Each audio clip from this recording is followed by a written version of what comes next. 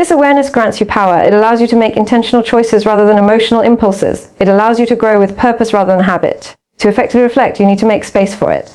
Reflection does not occur in chaos. It needs quiet time and focus. You can't really reflect when your mind is in a whirlwind or when you're covered in distractions.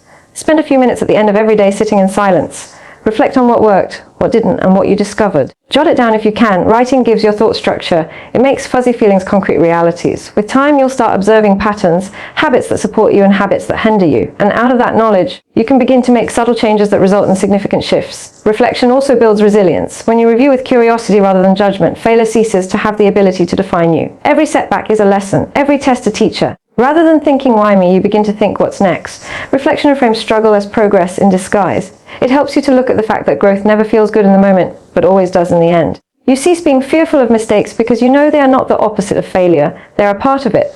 Another thing about reflection is accountability. When you reflect, you hold yourself to a higher standard. You no longer wait for people to tell you that you are wrong and begin to critique yourself. You become your own mentor. You own your own growth rather than blaming situations or individuals. That's how leaders get created, not by authority, but through self-knowledge. The more honest you, the more that becoming is about your weaknesses and strengths, the more deliberate your actions will be.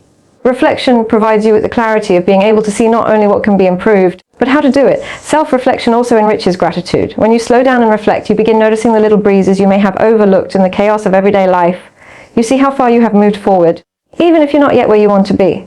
Gratitude centers you. It keeps you from being overwhelmed by what's lacking and causes you to be thankful for what's already growing.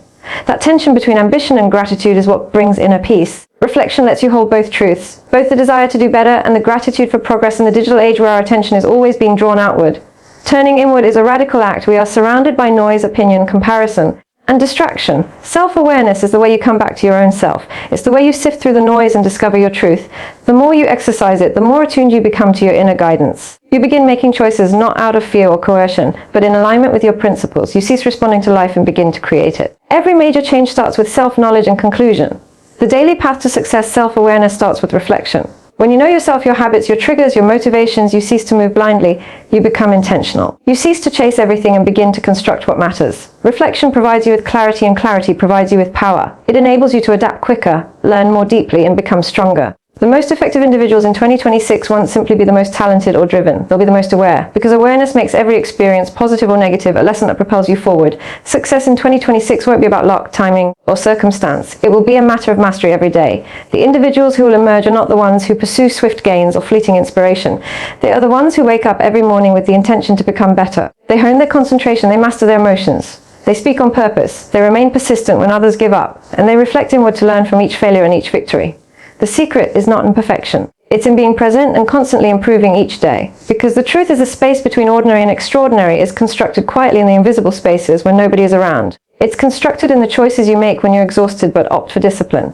It's constructed in the moments when frustration provokes you to respond but you opt for calmness.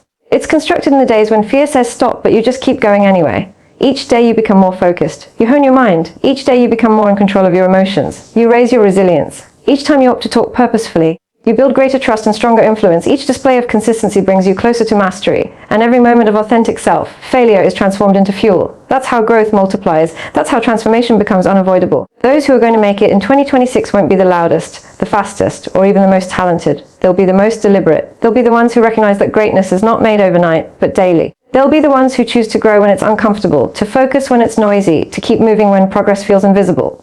So as you move forward, remember success doesn't demand perfection, it demands progress. Don't wait for the new year to change. Change today, change now, and keep changing every day that follows. The control of transforming your future is in the ways you make it better each day.